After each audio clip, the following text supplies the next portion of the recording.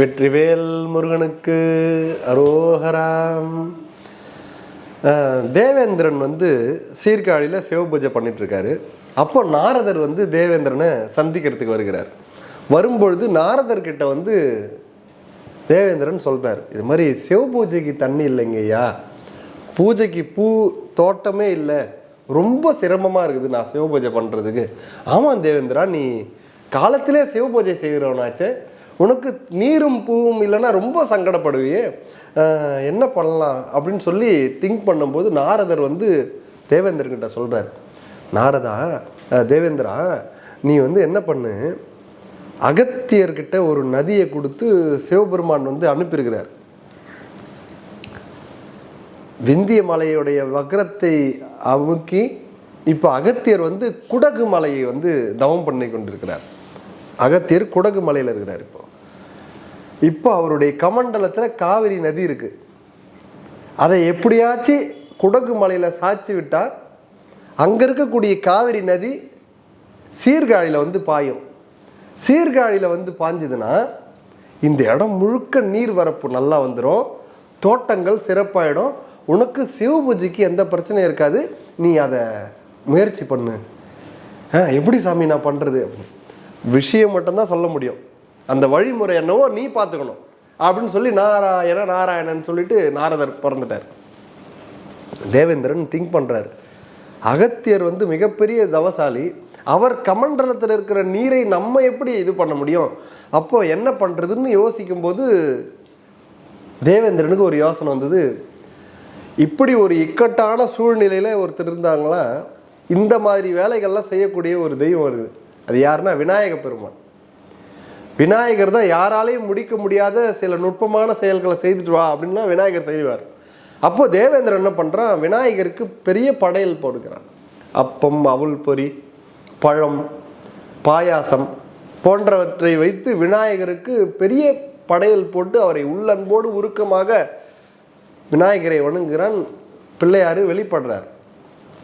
வெளிப்பட்டவுடனே தேவேந்திரன் அவரை அப்படியே அன்போடு வணங்கி, விநாயக பெருமானே என்னை எதற்காக அழைத்தீர்கள்னு கேட்குறாரு.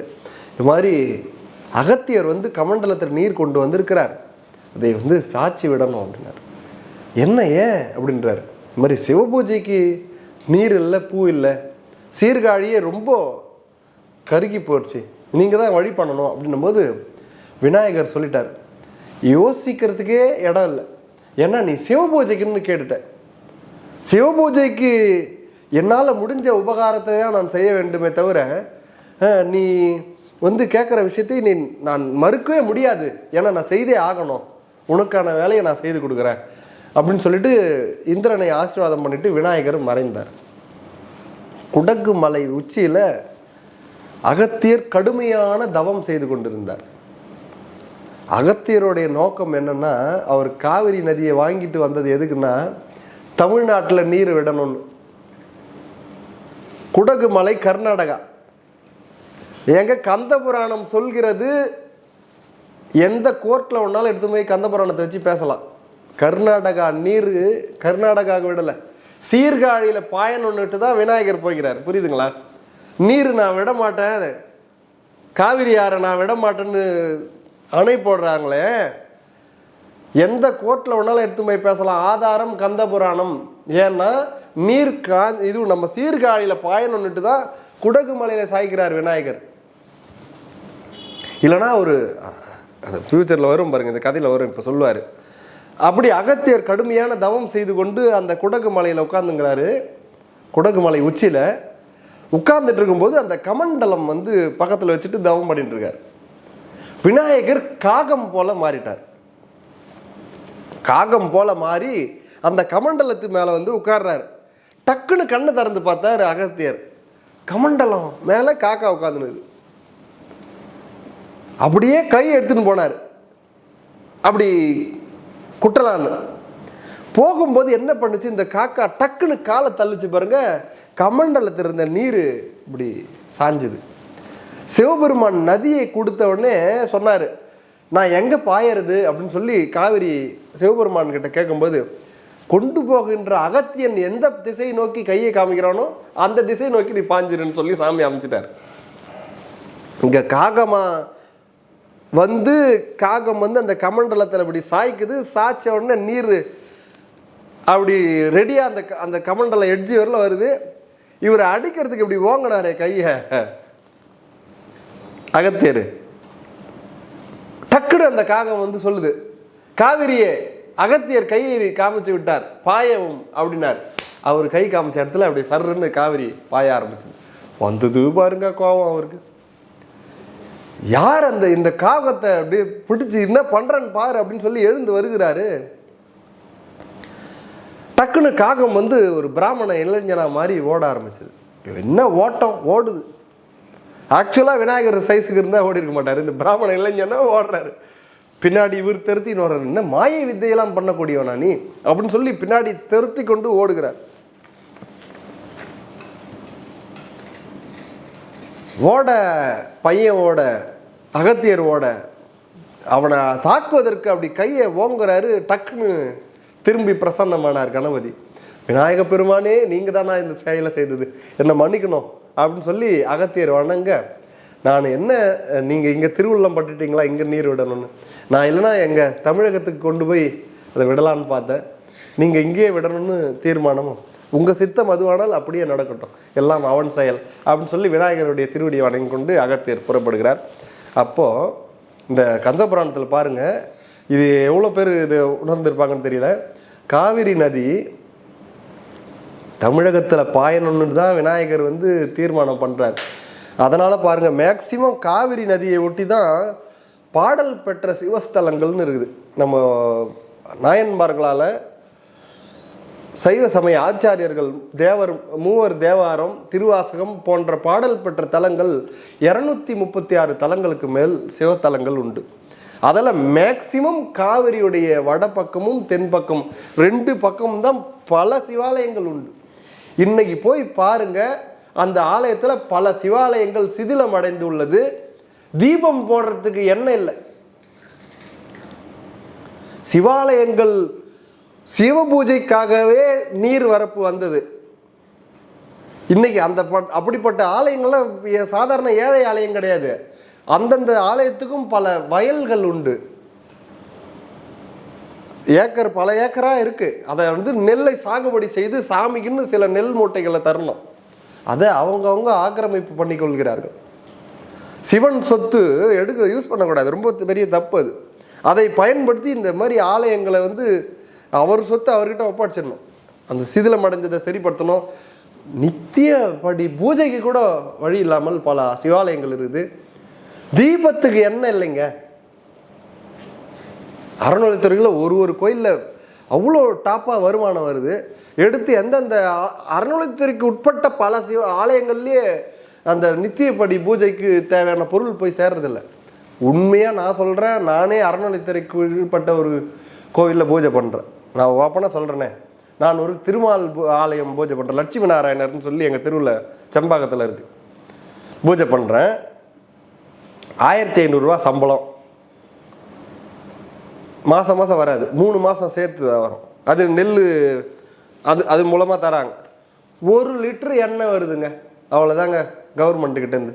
1 லிட்டரு எண்ணெய் 1 லிட்டரு வச்சுக்கிட்டு 10 நாள் தீபம் ஏற்ற முடியுமா பாருங்க. 10 நாள் 6 தீபம் 7 தீபம். தாயார் சந்நிதி, கருட ஆழ்வார் இதுக்கு போடணும். காலை பூஜைக்கு நான் போயிடுவேன். ஈவினிங் ஒருத்தர் திறந்து விளக்கு போடுவார். எனக்காவது சம்பளம், அவருக்கு இல்லை. அறநிலையத்திற்கு உட்பட்ட ஆலயமே அப்படின்னா வர்றது சாமிக்கு போய் சேரணும் இல்லையா? அதிகாரிகள் அறநிலையத்திற்கு அதிகாரிகள் கார்ல போறாங்கங்க. கவர்மெண்ட் அப்படின்னு சொல்லி யார் காசு? ஏன் அவங்களுக்கு? எல்லா துறையும் ஒன்று தானே. அரசாங்க உத்தியோகம் பார்க்குற எல்லா துறையும் ஒன்று தானே. எதுக்கு அறநிலையத்துறைக்கு அவங்க ஏன் கார் பஸ்ஸில் வரட்டும்? எத்தனை தொழிலுங்க ஏங்க இது?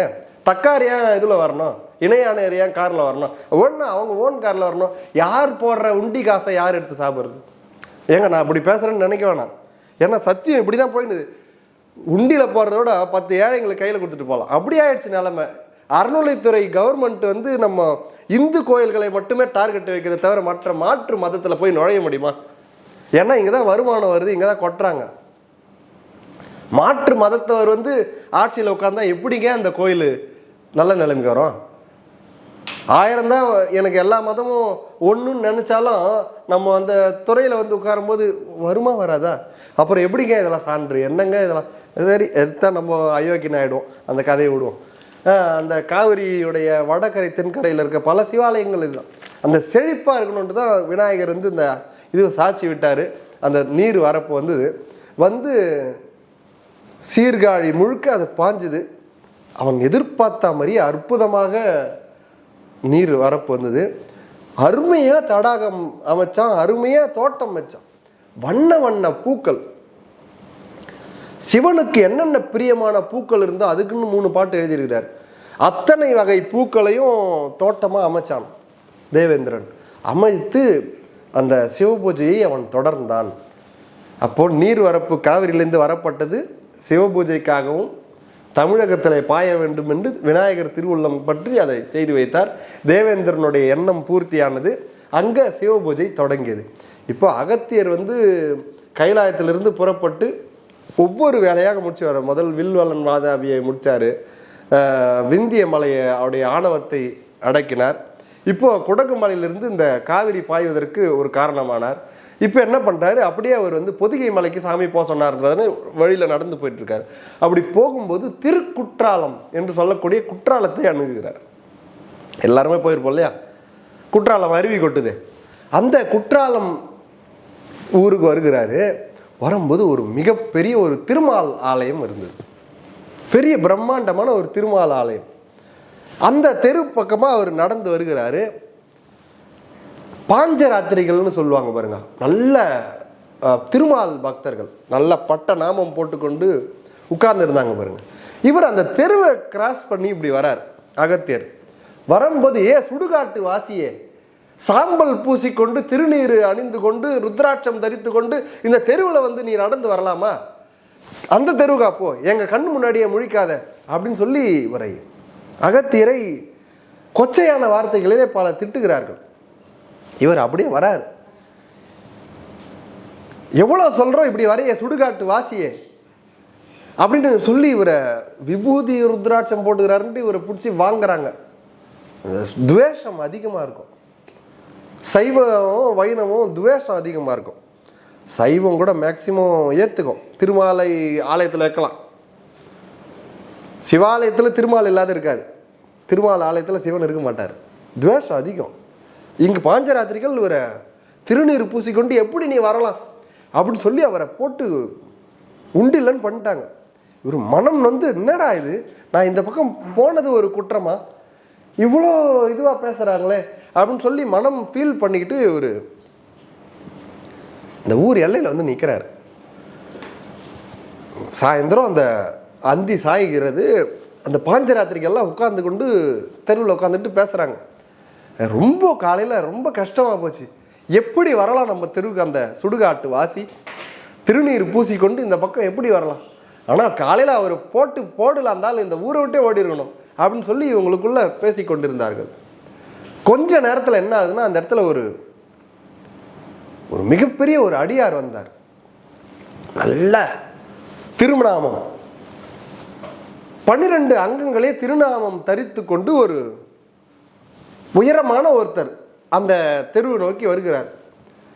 பஞ்சகச்சை கட்டி கொண்டு திருநாமம் சாத்தி கொண்டு இந்த பக்கம் வரார். வந்த உடனே இவங்க எல்லாம், ஆஹா, காலையில் ஒரு சுடுகாட்டு வாசியை பார்த்தோம், இங்கே பாரு ஒரு திருமாலுடைய அடியார் வருகிறார் அப்படின்னு சொல்லி அந்த இருந்த அனைவரும் எழுந்து அவரை வணங்கினார்கள். அவ்வளோ பிரகாசமாக வரார் அவர்.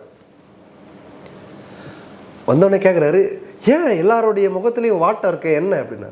இல்லைங்க, காலையில் இது மாதிரி ஒரு சுடுகாட்டு வாசியை திருநீர் பூசிக்கிட்டு இந்த தெருவில் வந்துட்டான், ரொம்ப சங்கடமாக போச்சு, அதை பற்றி தான் பேசிகிட்டு இருந்தோம், உங்களை பார்த்த உடனே அத்தனையும் மறந்து போச்சு, ரொம்ப ஆனந்தமாக இருக்குது அப்படின்னாங்க. அப்படியா, சரி ஆகட்டும் அப்படின்னாரு. உள்ள ஆலயத்து தரிசனமா, வாங்க வாங்க அப்படின்னு அழைச்சிட்டு போறாரு. உள்ள கூட்டின்னு போய் பார்த்தா பெருமாள் நின்ற கோலத்திலே இருக்கிறார். அற்புதமாக விட்டிருக்கிறார். இரு கை கூப்பி வணங்குகிறார். அற்புதமா இருக்கிறார் பெருமாள். இவருக்கு நான் பூசை பண்ணணும் அவர் அலங்காரம் பண்ணணும்னு நான் நினைக்கிறேன் அப்படின்னா. தாராளமாக செய்யுங்க, அதற்கான வேலைகள்லாம் ஏற்பாடு பண்ணுறோம் அப்படின்னு சொல்லி பாஞ்சராத்திரிகள் அபிஷேகத்துக்கும் அலங்காரத்துக்கும் தேவையான பொருட்கள்லாம் எடுத்துன்னு வந்து வச்சார்கள். கருவறையில் உள்ளே நுழைந்தார் இந்த வந்திருந்த அடியார். நேராக போனார், திருமாலை பார்த்தார். திருமாலுடைய இந்த தலை மேல அப்படி கையை வச்சார். அருகு மதி நதி புனையும் செஞ்சடையானை அகத்துள் கொண்டு குறுகிய உருவம் கொண்ட முனி நாரணன் முடிமேல் தன் கரதலம் ஒன்றை வைத்து குறுகு குறுகு குறுகு என இருத்திக்கொள் அதற்கு புனைப்பாவை கோலம் மீது அருகுதழல் உள்ளதென்னே குழைத்தாங்கு ஓர் சிவலிங்க வடிவு செய்தார்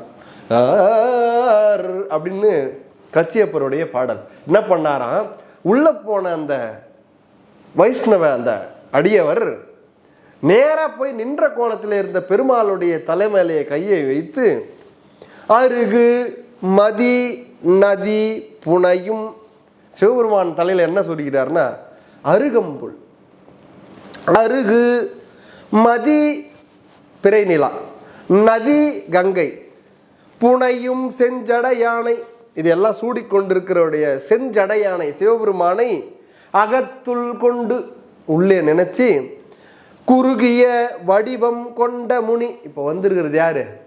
அகத்தியர் தான். சாம்பல் பூசிய சுடுகாட்டு தாரியே அப்படின்னு இவரை பேசினாங்க இல்லையா. ஊர் எல்லையில நின்னார். என்ன உன் திருவுளமோன்னு நினைச்சார். தோற்றம் மாறிச்சு. பஞ்ச கச்சை இடுப்புல வந்தது. 12 அங்கத்திலே திருமண் சாற்றப்பட்டது. உயர்ந்த நெடிய கோலத்தோடு உள்ளே வந்தார். உள்ளே வந்தா அவங்களுடைய பஞ்சராத்திரிகள் போலவே இருப்பதனால அவங்களுடைய பழுத்த அடியாரா இருக்கிறவே இவர் கருவறை நோக்கி விட்டார்கள். கருவறையிலே வந்து நின்றார். நின்ற கோலத்தில் இருக்கிற பெருமாள் தலைமையிலே கை வைத்து சிவபெருமானை தன் மனதிலே நினைத்து, யாரு? குறுகிய உருவம் கொண்ட முனி. யாரு? அகத்தியர் தான் இது இவ்வளவு வந்திருக்கிறது. இப்போ குறுகிய உருவம் கொண்ட முனி நாரணன் முடிமேல், சிவபெருமான் அந்த திருமாலுடைய முடிமேல் தன் கரதலம் ஒன்றை, 2 கையில ஒரு கையை ஒன்றை வைத்து, அவர் தலை மேல ஒரு கையை வைத்து குறுகு குறுகு குறுகுன்னாராம் பாருங்க. அதுக்கு என்ன ஆச்சுன்னா குறுகு குறுகு குறுகு என இருத்திக்கொள் அரக்கு, அதாவது அரக்கு பொம்மை செய்து அது உச்சியில நெருப்பு காமிச்சா அப்படியே உருகிடும் பாத்தீங்களா.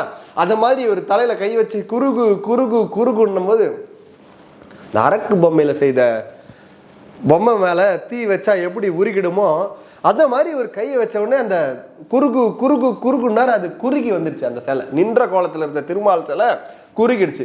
அப்படியே ஒரு வடிவம் பிடிச்சு சிவலிங்கமா மாத்தினார்.